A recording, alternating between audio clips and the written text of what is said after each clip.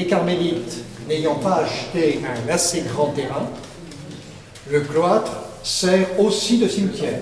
Vous pourrez voir au rez-de-chaussée, sous nos pieds, contre le mur, il y a les plaques tombales du Carmel, des carmélites, qui ont été retrouvées dans la cour. Donc la cour, c'est vrai. C'est dans cette pièce, c'est vrai, hein, je crois qu'on appelle le berceau, la fondation, parce que c'est dans cette pièce qu'a été écrite la lettre au vicaire capitulaire, donc la lettre qui sera portée au vicaire capitulaire et que les vicaires vont signer le 25 janvier 1816, donc la lettre de notre fondation, de notre naissance, qui reconnaît les missionnaires de Provence. C'est là aussi qu'ils ont préparé la mission de France, puisque ce petit groupe de gens qui finalement ne se connaissaient pas, ils avaient entendu parler les uns des autres, mais ils ne se connaissaient pas, et il a bien fallu souder un peu le groupe avant de partir en février 1816 pour la première mission, qui est la mission de Grance. Cette peinture, elle est de l'époque, elle est de l'époque du Carmel. Le fondateur l'a trouvée là, telle qu'elle, et elle a pu être conservée. Le mobilier qui est ici provient de la maison des Mazenot.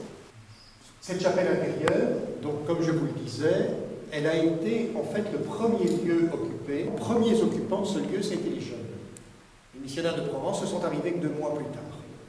Les premiers occupants, c'est les jeunes qui se réunissaient ici dans cette salle. Quand les missionnaires de Provence ont pu s'installer ici, ils ont partagé pendant un certain temps ce lieu avec les jeunes.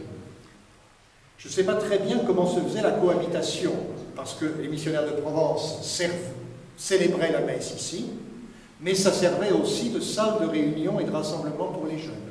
Eugène de Mazenot et Tempier se sont mis sous le tréteau, sous la nappe, pour en cacher de tout le monde, prononcer leur vœu d'obéissance réciproque.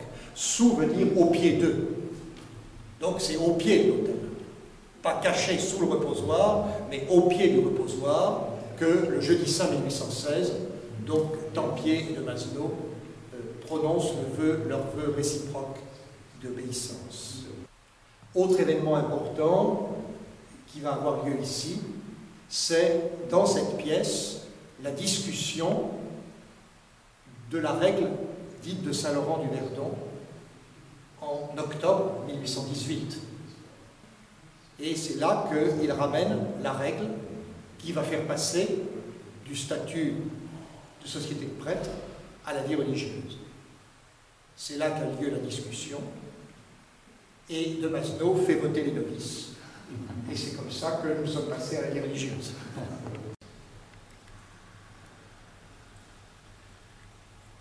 La statuaire, elle est marquée par l'histoire de ce document.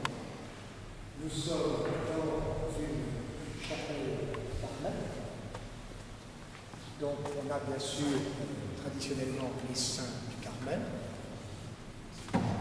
Mais alors au niveau de l'histoire, n'oublions pas que cette chapelle, qui a été rouverte donc en 1816, pour la semaine sainte 1816, donc tous nos premiers pères y ont célébré, y ont prêché.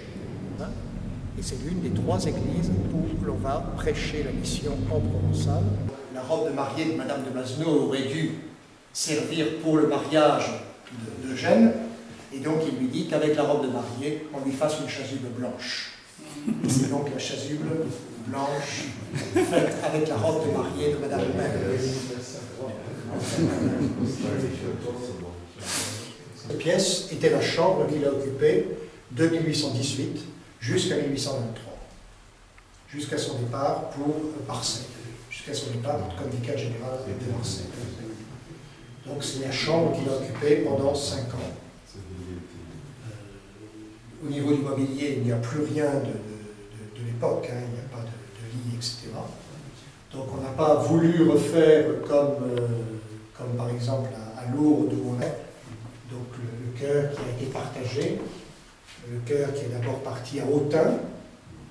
Donc à la mort du fondateur, le chœur a été donné au Scholastica.